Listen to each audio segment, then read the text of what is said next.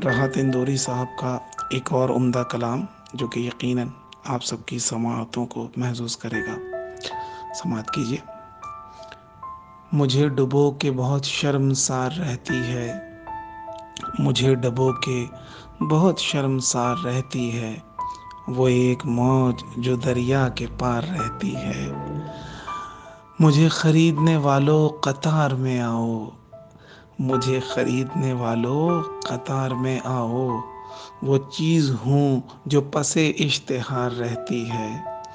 हमारे शहर के दानिश्वरों से यारी है, हमारी शहर के दानिश्वरों से यारी है, इसीलिए तो क़बा तार तार रहती है।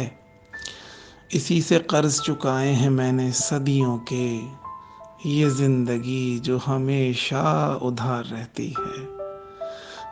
ये ज़िंदगी जो हमेशा उधार रहती है, मुझे डुबो के बहुत शर्मसार रहती है।